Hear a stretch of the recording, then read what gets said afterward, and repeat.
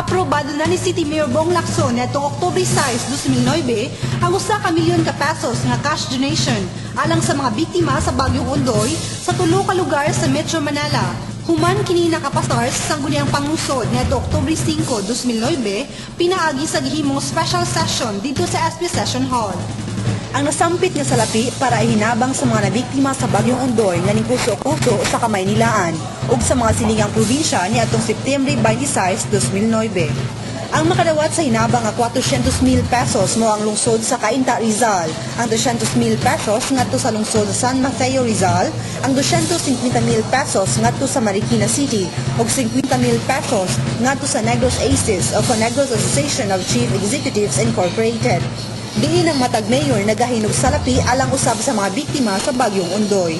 Sa laing bahin, ang City Social Welfare and Development Office nanawat og mga donasyon nga mga sinina, noodles ug mga dilata para inabang sa mga nabiktima sa Bagyong Ondoy.